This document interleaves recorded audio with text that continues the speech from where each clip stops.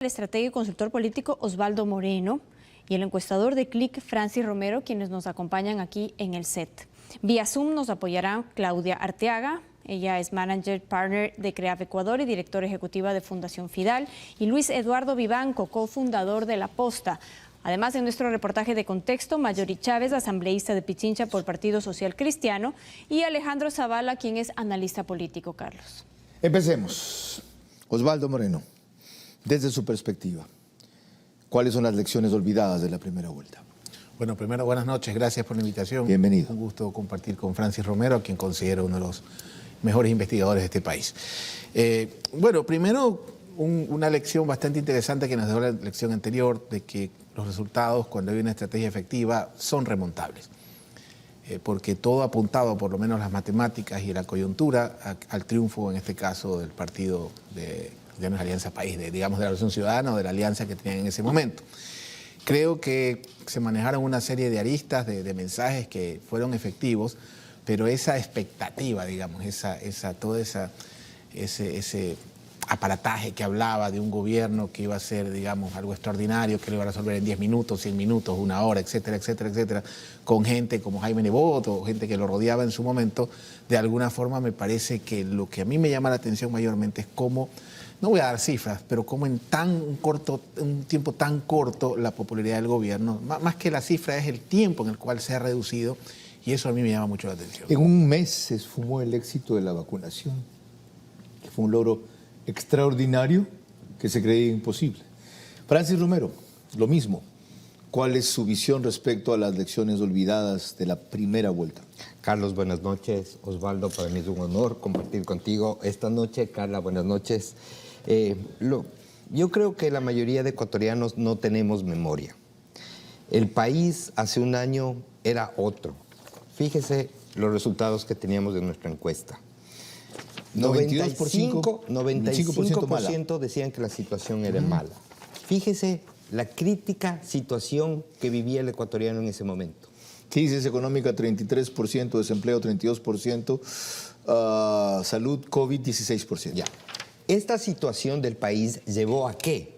A que existan 3 candidatos que tomen las preferencias electorales. Usted dio ese vaticinio cuando había un 42% de indecisos. Esta encuesta fue hecha a mediados de enero del año 21. Y estos fueron los resultados que nosotros sacamos. 3 semanas antes de la elección. Que son casi exactos a los que se obtuvieron pocas semanas después. ¿Qué quiero decirle con esto? Los ecuatorianos no hemos entendido, o a quienes hemos elegido no han entendido la crítica situación económica que vive el Ecuador, el ecuatoriano de a pie. Ellos, desde hace un año que tengo yo registro y puedo probarlo en este momento, vemos cómo el país sigue en una situación sin un rumbo claro. No vemos cuál es el objetivo. Ahorita veremos por qué. Pero, sí, pero solo le quiero decir una cosa, Carlos. No, después. Les aclaro que lo que les pido es pronunciarse sobre lecciones no aprendidas de la primera vuelta. Carla. Un tema recurrente en la primera vuelta fue la alegación de fraude, sobre todo y en especial lo hizo Yacu Pérez, quien sin embargo después de su derrota ya no ha estado en la vida pública, tampoco en la política militante e incluso se ha alejado de Pachacútec. Se está confabulando un fraude entre el señor Correa, el señor Lasso y el señor Nebot para impedir que nosotros lleguemos a la segunda vuelta. El correísmo tiene pánico que nosotros lleguemos a la segunda vuelta, más que el mismo, creo que Guillermo Lasso. De paso, esas denuncias de Yacu Pérez nunca tuvieron seguimiento. AMLO, las 2 veces que perdió antes de la tercera en México, le dio seguimiento a lo que él siempre llamó un fraude. Ahí tienen el resultado. Finalmente, más que lo demostró, le creyeron. México. Volvamos al Ecuador. Osvaldo, usted declaró que la sombra, la seriedad con que este gobierno se ha desgastado, a la vez que relevó la factibilidad de remontar una diferencia tan grande cuando se hace una buena campaña. ¿Por qué después de ganar ya en la segunda vuelta, el gobierno no entiende que estar en el ejercicio del poder demanda otra forma de campaña, pero seguir en campaña? Bueno, lo que sucede también son particularidades que tuvo esa primera vuelta. Vamos a volver al pasado, que creo que es importante entender efectos versus causas. Primero, fue un caso muy atípico, que en algunos foros que coincidimos con Francis lo comentábamos. Fue una primera vuelta que se prolongó. Digamos que fue una primera vuelta que prácticamente duró un mes, la definición entre si entraba Yacu Pérez, que 3 semanas estuvo sobre Lasso, y a partir de una madrugada de la tercera o segunda semana, Lasso, digamos, lo remontó. Eso para mí, yo no creo que hubo un fraude. Yo creo que el aparato de Pachacutic no tuvo la capacidad de poder sustentar una campaña en Guayas y descuidaron una plaza fundamental, que para mí esto es clave, que creo que debería aprenderlo Pachacutic, fue no haber trabajado una plaza sumamente importante donde quedara un bajo herbas, que fue Santo Domingo Los Áchilas. Una plaza muy grande del país donde solo había existido correísmo y movimiento Sáchila, que es, digamos, afiliado o afín o cercano a la CONAIE. Entonces fue una primera vuelta que se prolongó durante mucho tiempo, donde el correísmo no supo, por la debilidad de su candidato... No fue protagonista. Y Lasso era el protagonista de ese mes prolongado, ¿correcto? Si ellos ponían un candidato o sea, yo creo que el candidato del correísmo era un candidato muy débil. Muy raya, era una cosa así Decirlo suave. ¿no? Entonces, si había un candidato, no sé, tipo Abel Muñoz, se me ocurre, o más contundente, probablemente lo remataba, digamos, a cualquiera que se le apareciera. Que es con quien quieren buscar la alcaldía de Quito de paso. Vuelvo a Francis. Y creo que es el mejor cuadro, perdón. Largo. Sí. Eso no está en discusión. Usted decía una cosa muy preocupante, y es que no tenemos memoria. ¿Para qué sirve tener memoria? Recordar lo que estamos recordando, el orden que usted mencionó, la situación en que estaba el país y el que no se logra recordar eso. Carlos, eso nos lleva a que seguimos eligiendo mal. Elegimos mal. ¿Por qué elegimos mal? Porque nos dejamos llevar por la calentura que genera los pocos meses cercanos a la elección. Hoy, apenas 1 de cada 2 ecuatorianos sabe que va a haber elecciones de dignidades seccionales el próximo año. 1 de cada 2. Entonces, no le damos la importancia que merece el proceso electoral. ¿Por qué no le damos esa importancia? Porque no sabemos elegir. Esa es la verdad. ¿Y por qué no sabemos elegir? Porque nos llevamos por el que mejor ofrece los cielos, el que nos da cielos, y nosotros no entendemos. ¿Y eso no pasa aún en democracias avanzadas? No pasa en Estados Unidos. Pero no como en el Ecuador, Carlos. O sea, es de mal en peor. La Asamblea Nacional, quienes fueron electos, prometieron por poco darles trabajo yendo a la Asamblea. Hoy lo único que hacen es defender su metro cuadrado. Sí. Hoy la Asamblea, 8 de cada 10 no confía en el trabajo que hace la Asamblea. En Chile, es que le están reclamando peras al olmo a ustedes, como esta fue una democracia madura. ¿Sí vio lo que ocurrió en Perú, que se puede jactar de haber combatido la impunidad, y caen con Castillo? Por Dios, 4 gabinetes en los primeros 100 días. Mal de muchos, consuelo de bobos. Aquí lo que hay que ver, hay que hacer que los ecuatorianos aprendamos a elegir. No podemos seguir cayendo en las ofertas sin sentido que hacen los candidatos. Debemos buscar que haya más participación, que hayan más dignidades de elección popular. Yo creo parte de aprender a elegir es hacer memoria de los errores de la historia. Y este estuvo a punto de costarnos mucho. Ahora, José... Carlos, pero se olvidan.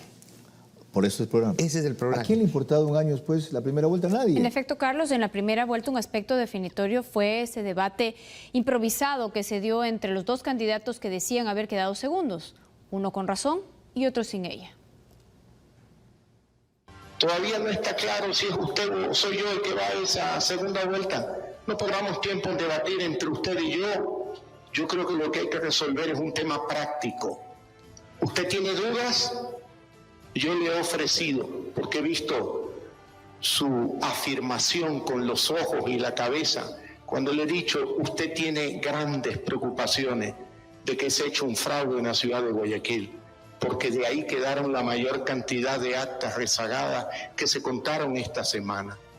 ¿Cómo se sintió usted cuando le fraudearon, hicieron fraude en el 2017? ¿Cómo se sintió? Tan mal, que por eso estoy sentado aquí. Así me siento yo. Aquí, pero estoy así aquí. ¿Sabe por qué estoy aquí? Porque en aquella época el que hizo fraude no quiso poner la cara frente a mí, ni en los debates. Usted quiere volver a recontar Guayaquil. Que se recontee Guayaquil, por favor, señores consejeros, señores observadores de la OEA. Vamos a precisiones sobre lo que ustedes han dicho y luego prosigo. Juguemos ping-pong un ratito. Elegimos mal, Francis. ¿Elegimos mal a Guillermo Lasso? No. ¿A Yo qué creo se refiere con elegimos mal? A los asambleístas. Ellos son los que manda, que son fuente del pueblo. Ellos tienen que ir a defender y a generar y a fiscalizar el trabajo de Guillermo Lasso. Yo decía, Osvaldo, que usted fue de los pocos que vaticinó lo que casi ocurre. No vaticinó, anticipó. Usted dijo que había la posibilidad de que hayan 2 finalistas de izquierda en esta elección. ¿Qué error, aparte del que citó de Pachacutic en Guayas, cometió ese partido con extracción indígena que dejó de ser solo indigenista en la primera vuelta? Mire, esto es como el fútbol un poco, ¿no? Gana el que menos se equivoca en cualquier circunstancia. Yo, por ejemplo, podría, bueno, más que discrepar, no estar de acuerdo, por ejemplo, en el tema de lo que dice Francis, de que la gente votó mal, por poner un ejemplo, o lo que decía el señor Hernández, de que la cantidad de partidos. Yo no creo que sea un tema cuantitativo, yo creo que es un tema cualitativo. En función de, más que la calidad de los candidatos, los temas que efectivamente en eso coincido que no se debaten. Digamos, por ejemplo, hay temas en los que a veces yo creo que ya el gobierno Lasso fue, y no en el sentido de que se tenga que ir, sino que ya deberíamos ver hacia el 25 y las agendas que tenemos que poner en la discusión de los candidatos. Por poner un ejemplo, que pasan cosas, o sea, yo no puedo creer, cuando hablan de que el correísmo está infiltrado en el gobierno, yo no sé si sea el correísmo o algún idiota que le hace firmar al presidente un decreto donde el empleado tiene que indemnizar al empleador, por ejemplo, donde sacas una reforma donde va a haber un pasaporte VIP cuando la gente tiene que hacer colas y encontrar... Fue una barbaridad. No sirve que lo hayan rectificado a tiempo en ambos casos. Pero es que esos son los daños casa adentro, eso no lo hace el de afuera, esos son daños que cometes casa adentro. Ya. Ahora, dijo José algo que nos lleva a lo que usted mencionaba, Osvaldo, que es lo más grave de todo. Ya es un diseño institucional. Entonces, esto no va a mejorar si no rediseñamos el sistema, y eso significa por lo menos emprender una tibia consulta este año que modifique las 2 cosas que más nos laceran: la justicia y el régimen laboral. Como es un diseño institucional, ¿estamos perdidos, José? Yo creo, Carlos, que el diseño cuenta mucho. O sea, yo discrepo totalmente cuando se dice que no es la cantidad. Claro que es la cantidad, por supuesto. Porque no hay en un país como Ecuador no hay posibilidades de que haya 17, 18, 19 candidatos para un cargo, el de la presidencia o el de las alcaldías de Quito y Guayaquil, por ejemplo. O sea, es inaudito que eso ocurra. ¿Por qué? Porque el debate, ni siquiera se puede hacer el debate de qué están proponiendo para que la gente pueda cernir medianamente las ideas centrales que trae ese candidato que está proponiendo. Volvamos al tema del debate un ratito, José, porque es importante ver el rol que cumplió en la primera vuelta. Carla. En relación a lo que acaba de mencionar José Hernández en este momento, en la primera vuelta tuvo una cantidad inédita de candidatos a la presidencia y el debate sirvió para ver sus verdaderas capacidades. Lamentablemente, muchas de las promesas y lo que se habló ahí en cuanto a la lucha contra la corrupción han quedado nada más en el aire. Solo ciertas cosas que ha hecho el presidente de la República y también han quedado en una comisión que ha sido liderada por Luis Verde Soto y que está muy distante a la promesa original.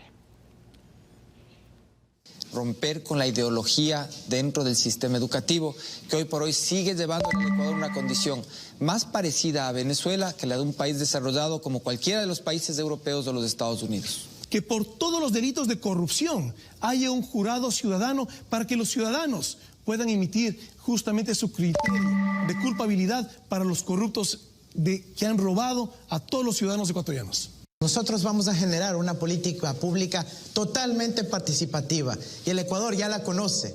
Estamos viviendo la democracia 3.0, en donde tenemos la oportunidad de aportar a nuestro plan de gobierno. 40 años de prisión para quienes roban el dinero de ustedes ecuatorianos. Vamos a recuperar el patrimonio adquirido con dineros fruto de la corrupción a través de la aprobación de la ley de extinción de dominio. Debemos llevar a cabo una reforma al Código de la Democracia, sobre todo para eliminar aquellos partidos que están en venta o que están de alquiler. Eso es inaceptable y da lugar a la corrupción en época electoral. Bueno, al regresar escucharemos los criterios de Marjorie Chávez, quien es asambleísta de Pichincha por el Partido Social Cristiano, y también de Alejandro Zavala, quien es analista político. Dividir las fuerzas democráticas lleva al poder a las totalitarias, Carlos. Mañana tratamos aquí minería ilegal. ¿Por qué solamente el gobierno actúa cuando en las redes sociales aparece una foto aérea de lo que estaban haciendo en el río Chutsupino? Increíble. Sí, de hace un año, 7 de febrero. Lecciones olvidadas con José Hernández, Osvaldo Moreno y Francis Romero. De paso, les comunico que el presidente Lasso planteó hoy la posibilidad de postergar la entrevista que teníamos este jueves para el siguiente, 24. Ni siquiera lo pidió, lo planteó. Le dije, no hay problema, señor presidente. Si para ustedes, porque se cumple ese día 9 meses, porque tiene anuncios que hacer, etcétera, más cómodo mejor. Me interesa que se sienta cómodo porque yo lo voy a incomodar. Entonces es de este jueves en 8. Antes de retomar nuestro tema esta noche, estos son los principales hechos del día. Rusia se retiró con sus tropas de la frontera al borde de Ucrania. Putin dijo que ha aprobado la farsa de la maquinaria informativa occidental.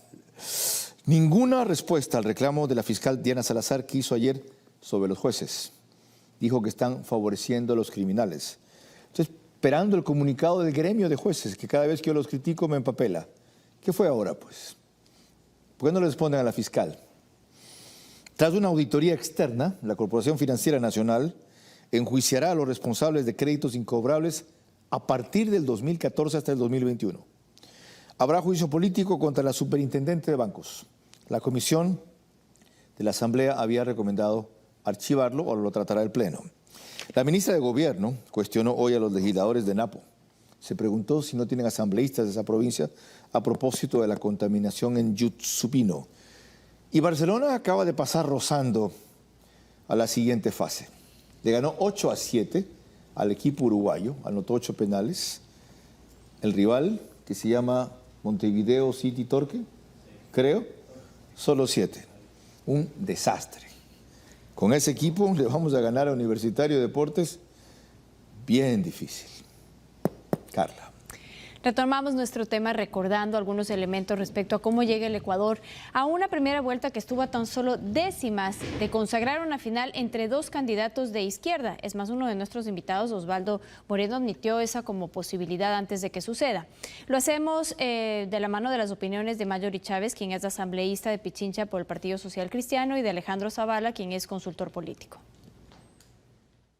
La primera vuelta de febrero del 2021 fue un ejercicio de multiplicidad de candidatos, en especial de la tendencia del centro a la derecha, que se precisaba fuera unida. Tuvo una posición visionaria Jaime Nebot al declinar sus posibilidades y reconocer que el 8% que había logrado Cristina Reyes no era suficiente, y aventurarse a una alianza que nadie creía posible entre el Partido Social Cristiano y Creo. Ayudamos de lleno a trabajar en la campaña que llevó a ganar al presidente Guillermo Lasso. Yo personalmente manejé el control electoral en la provincia de Pichincha y tuvimos los resultados esperados. Lamentablemente esta alianza electoral y luego esperábamos acuerdos legislativos no ocurrieron. Pues ya ha pasado un año y hemos visto efectivamente que lo que se le dijo al país pues no ha ocurrido. Lamentablemente pues, se dijo que no se subirían impuestos, que se gestionaría de manera eficiente los recursos del Estado. Si hacemos un contraste entre los ofrecimientos de campaña que le llevaron a ganar la presidencia frente a lo que está ocurriendo, pues distan mucho. Sin embargo, en la primera vuelta el trabajo del Partido Social Cristiano, salvo el de Nebot, no fue suficiente y apenas arañó el 19% de la votación Guillermo Lasso contra un 32% que tuvo Andrés Arauz. Gracias que a la tendencia del centro derecha se postularon candidatos como Pedro Freire, Isidro Romero Carbo, entre los que se creía que tendrían mayores posibilidades. Pero también estuvo de candidata una ex asambleísta del correísmo que no hizo mella en Andrés Arauz, y Yacu Pérez, que fue estrella de las elecciones, quedando a menos de un punto detrás de Guillermo Lasso, así como Javier Herbas, que fue la revelación de las elecciones con un 15%, catapultando nuevamente a la izquierda democrática. Lamentablemente, pues en nuestro país tenemos una dispersión que no se ha corregido y quizá no se logre corregir del todo para las próximas elecciones seccionales, en donde En realidad nuestro número objetivo de partidos debe ser de 4.7 y sin embargo hemos tenido 15 partidos, 20, 22 en algunas provincias. Y esto no lo digo yo, esto lo dice la ciencia política.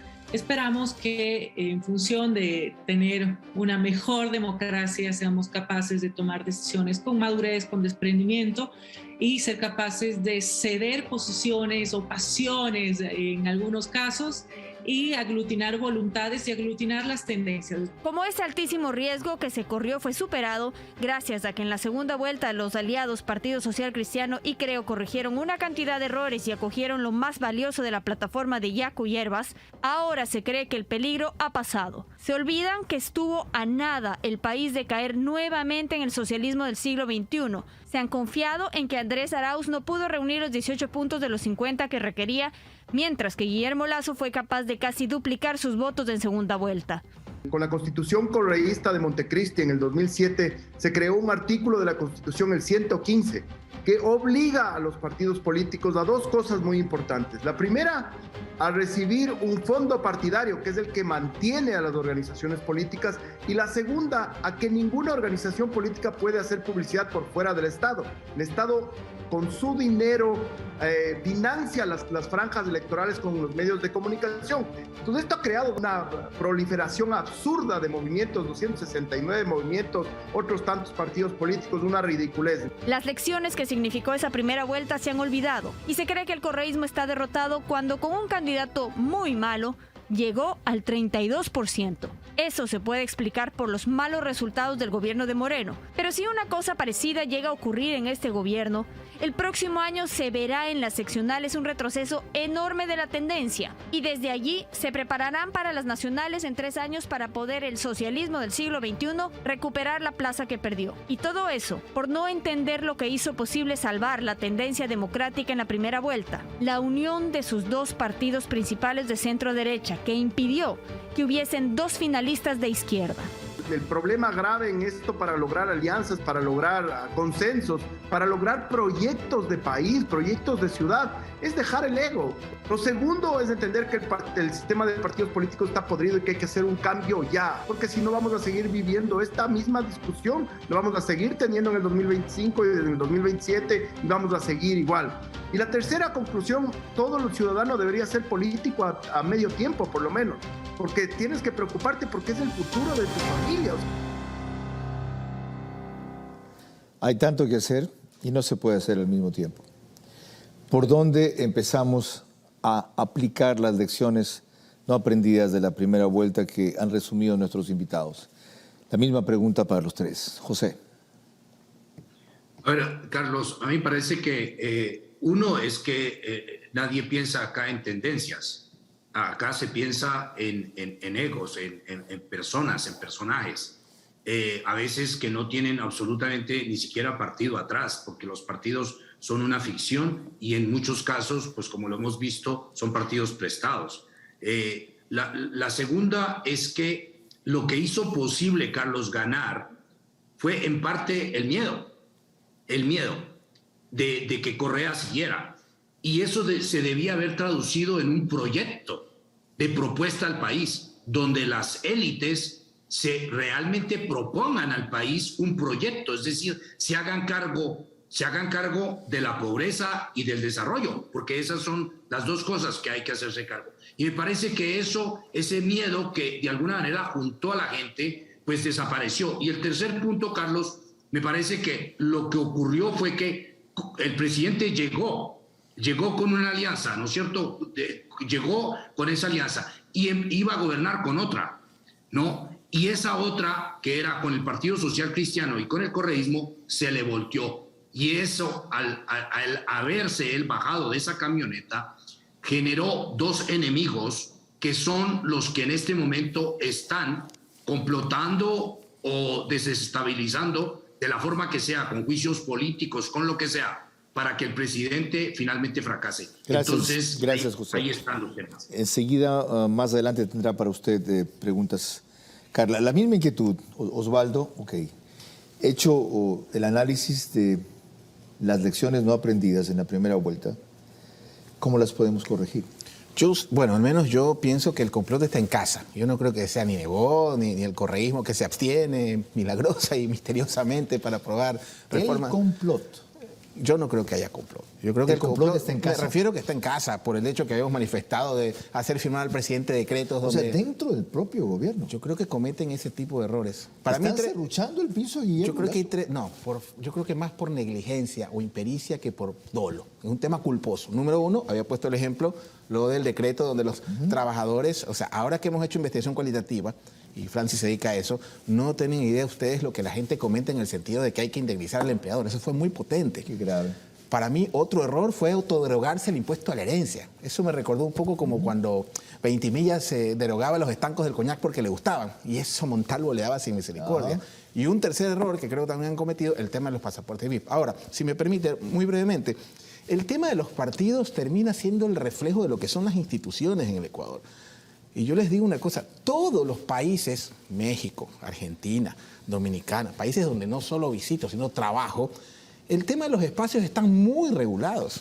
El tema de los espacios publicitarios son un monopolio del Estado. Eso no lo hemos inventado aquí, ni lo inventó Montecristi. Enseguida vuelvo con más, pero se me queda grabado esto y ténganlo también presente. El complot está en casa y dice Osvaldo que no es doloso, que es torpeza, negligencia o tal vez inexperiencia. Qué grave. Completemos la ronda, Francis. Carlos. Ok, hecho su diagnóstico también de las lecciones no aprendidas en la primera vuelta, ¿cómo rectificamos? Aclarando que usted puso énfasis en que la asamblea elegimos mal, no necesariamente el presidente. Así es. Y yo creo que hay que ir al origen, hay que ir a los partidos. El Ecuador lamentablemente no tiene partidos, tiene dueños de partidos que para funcionar tienen que seleccionar candidatos, pero no seleccionan los mejores, seleccionan a dedo, seleccionan por conveniencia. Si no se cambió el código de la democracia y las reglas de las elecciones son las mismas porque no se modificó un año antes como se debía, ¿qué hacemos con los mismos partidos que van a volver a reincidir en los mismos vicios? Ese es el problema y es lo que le digo. Estamos viviendo una muerte anunciada. Deme la solución, exactamente. Exacto. Estamos viviendo una muerte anunciada. Ya sabemos lo que va a pasar. Sí, creo, así es. Quito 15 candidatos. ¿Sabe quién va a ser candidato? O 20 alcalde, candidatos. Pavel Muñoz. O 20 candidatos. Ok, aquí varios de la misma tendencia contra Cintia. ¿Sabe quién va a ser alcalde? Jimmy Jairala. En la prefectura, varios del mismo sector social cristiano contra Susana González. ¿Sabe quién va a ser alcalde? Marcela Guiñaga. Carlos, ¿qué quiere decir eso? Que no hemos... Perfecta, perdón, gracias por la No corrección. hemos entendido lo que hemos vivido. El vivir nos genera experiencias y esas experiencias deberían permitirnos mejorar. Si es que cuando se llegan a acuerdos, no pasan ni 2 meses y se rompen los acuerdos, ¿qué esperanzas estamos generando en los ecuatorianos? Ok. Carla, me olvidé, tus preguntas son en el próximo bloque, así que recordemos con qué proseguimos en breve. En efecto, Carlos, se une también a esta conversación vía Zoom al regresar Claudia Arteaga. Ella es Management Partner de CREAF Ecuador, además directora ejecutiva de la Fundación Fidal, y Luis Eduardo Vivanco, cofundador de La Posta. Dividir las fuerzas democráticas llevan al poder a las totalitarias. Carlos. Les recuerdo, la entrevista con el presidente ya no será este jueves 17, sino el siguiente, 24. Y mañana tratamos aquí minería ilegal. Su primer minuto, Luis Eduardo, para darnos su visión respecto a cuáles son las lecciones olvidadas de la primera vuelta. Adelante.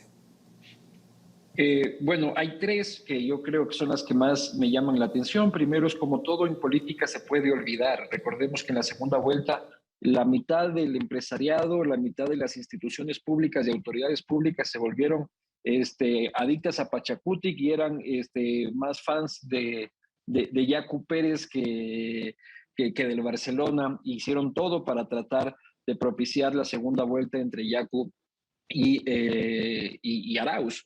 Sin embargo, después de eso, muchos de esos actores incluso han sido premiados con embajadas. Entonces, una de las lecciones es como todo se olvida en política según las circunstancias. La segunda lección es como el encuentro, que fue el discurso que llevó al presidente Lasso a ganar, se ha disuelto, ¿no? O sea, ya no existe tal encuentro, el gobierno gobierna solo. 10 segundos. Básicamente. Y el otro, que es otra gran lección, pues me lo dejo para la siguiente intervención, porque me va a faltar los segundos. Gracias por comprender. Claudia, su primer minuto para lo mismo. Adelante. Las grandes lecciones deben ser no tener tantos candidatos, unificar tendencias y tener líneas marcos para que cuando ganen se cumplan ciertas cosas. Estamos cerca de elecciones seccionales. Quito, Guayaquil, Cuenca, todas las ciudades necesitan ser manejadas y administradas con líneas básicas que todos deben coincidir en su buscar. Primero, pocos candidatos, que se unifiquen las tendencias y que exista, en base a todo lo que hemos visto electoralmente hablando, líneas básicas mínimas, acuerdos mínimos para que la ciudad, la provincia, el cantón, cualquier ejemplo que pongamos de elección, puedan partir de algo ya cierto, cualquiera que gane una elección.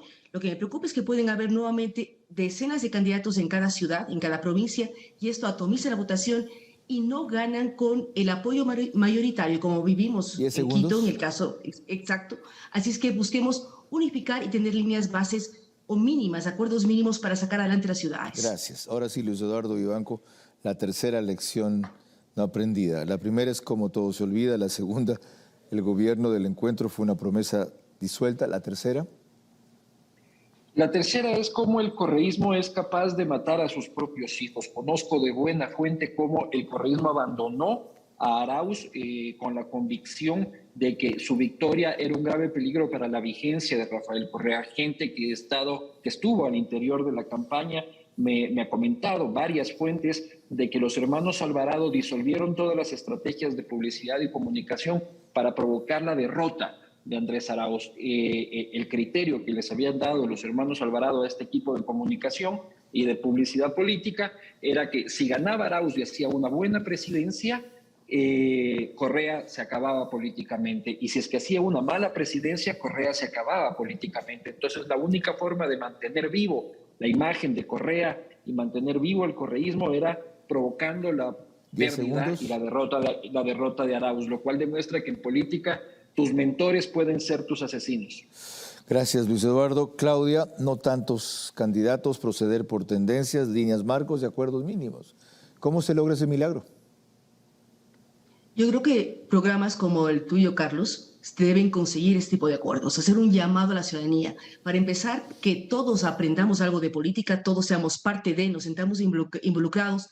El día a día es gravísimo, o sea, tenemos que pensar en trabajo, en salud, en vivienda, en educación, todos los ecuatorianos, pero ver qué necesitamos como ciudadanos. Apuntar a eso y hacer una enseñanza en el tema de política. Ser político no es pecado. Ser político honesto es muy raro, pero existen las excepciones, y apuntalar eso, porque la única forma es que la ciudadanía sea más consciente de que se necesitan planes estratégicos para sacar a las ciudades, al país adelante, y que todos debemos ser parte de eso. Gracias por su extraordinario aporte, tan sustancioso como breve. Luis Eduardo Vivanco y Claudia Arteaga. Carla, tus preguntas para Osvaldo Moreno, Francis Romero y José Hernández. Gracias, Carlos. Osvaldo, ¿de qué depende de que el socialismo, el regreso del socialismo del siglo XXI, que vemos que está representado en varios candidatos y posturas, no solo en nuestro país, sino en Sudamérica? Por ejemplo, tenemos a Boric en Chile, tenemos a Castillo en Perú y tenemos también a Petro en Colombia. ¿No vuelva al país comenzando por las elecciones seccionales? A ver, primero hay que entender que más que borrar al socialismo del siglo XXI, hay que dejar los prejuicios, el miedo a que venga el cuco y empezar a actuar. Lo que hace que se genere nostalgia dentro de los ciudadanos que no están imbuidos en nuestros análisis políticos, ni peor en las redes sociales, es extrañar un país donde se sentían más seguros. De acuerdo a las cifras, no a los libretos de Netflix, porque yo veo mucho analista que debería trabajar en Netflix haciendo libretos de series de ciencia ficción y no en realidad, hasta el año 2017 había 5.4 muertes violentas por cada 100.000 habitantes. Hoy Guayaquil es más insegura que la capital mundial del narcotráfico, que es Sinaloa. Si queremos borrar al correísmo, porque yo no creo que sea un problema de tener muchos movimientos, al contrario, yo creo que los liderazgos fuertes son necesarios. Lo que pasa es que no nos gustan los liderazgos fuertes que ganan. Perdónenme, pero si Nebot fuera alcalde en Quito, ya el metro estuviera funcionando. Por eso son tan importantes los liderazgos fuertes. Entonces, en ese contexto, la única forma de borrar al correísmo es que tengamos seguridad y que los documentos, por ejemplo, una cosa tan simple como una cédula, no sea un suplicio o una apostilla o cualquier servicio público. Muchas y gracias. Eso lamentablemente es un poco complicado cuando existe un dogma de que el Estado debe reducirse o que no sirve. Gracias a usted, disculpe. La euforia. Francis, ¿Cómo evalúa usted la declaración del presidente que le dio a Carlos en una entrevista que fue dada el 13 de octubre del año pasado, en donde dice que él no gobierna para las estadísticas, ni para las encuestas, sino para lo que más le conviene al país? Carla, muchas gracias por la pregunta. Y yo creo que el no entender lo que la mayoría de los ecuatorianos quiere es el inicio del fracaso. Hoy los políticos deberían dejar de hacer un mea culpa y evitar que la mayoría de los ecuatorianos sigan insultándoles a las madres y unirse y buscar y proponer soluciones reales, proponer acuerdos, ceder sus espacios, porque hoy el Ecuador necesita soluciones ciertas. Hoy el Ecuador necesita que todos trabajen para combatir la inseguridad, que todos trabajen para mejorar la calidad de vida de los ecuatorianos. Muchas gracias. Tenemos un año. Ecuador en Vivo reproduce este espacio en su portal de noticias y Primera Plana. Carla. Regresamos con las preguntas finales de esta entrevista y también las conclusiones. Dividir las fuerzas democráticas lleva al poder a las totalitarias. Una lección no aprendida de la primera vuelta del 7 de febrero pasado fue la dispersión. Y para que tengan claro, miren cómo quedaron los candidatos. Con apenas resultados significativos de Andrés Arauz, 32%, Guillermo Lasso, 19%, Yacu Pérez, 19.39% y Javier Herbas, 15.68%. Los otros, ¿ya? De 2.29 o de 3 algo para abajo. Osvaldo, casi una frase para responder esta última pregunta porque, como dirían en televisión convencional, estoy fuera de tiempo. Con gusto. Como están las cosas hoy, ¿se ven posibilidades de asimilar la elección o es demasiado tarde? Pensaría que viene un escenario totalmente distinto, muy cercano como son los procesos locales, donde ya no juega la ideología, donde no juegan estos factores, sino los temas muy locales y de cercanía. Y será fundamental el rol que quiera jugar el gobierno. Y la única forma que sea un jugador en esta futura contienda será inyectando liquidez en la economía. O sea, dejen de soñar con la inversión extranjera que nos tomaría 30 años llegar al nivel de Colombia. Entonces no veo otra vía que no sea que el gobierno inyecte liquidez en la economía para que sea un protagonista. El problema de la inseguridad originada en el narcotráfico no se va a revertir en un año. Puede que nunca, por el tipo de enemigo que se enfrenta. Siendo eso así y persistiendo esa amenaza y ese factor, ¿a qué otra cosa debería apelar el gobierno para aprender la lección? Carlos, cada elección, como mencionó Osvaldo, es diferente. El gobierno tiene que entender, más que nada, poner los pies en la tierra y entender la realidad de la mayoría de los ecuatorianos. Hoy no tienen qué comer. Él asumió la presidencia dando certezas a los ecuatorianos de que sabía qué es lo que tenía que hacer para mejorar la calidad de vida, combatir la crisis económica, combatir la delincuencia. Hoy, un año después, vemos que todo fue promesas. Y los ecuatorianos siguen sumidos en la peor crisis económica, que yo sigo diciendo lo mismo porque quiero que entiendan. Hoy la mayoría de los ecuatorianos que nos están viendo no saben qué van a hacer para mañana llevar el pan a su mesa. Esa es la realidad del Ecuador de hoy. Gracias, Francis y Osvaldo, así como a José Hernández.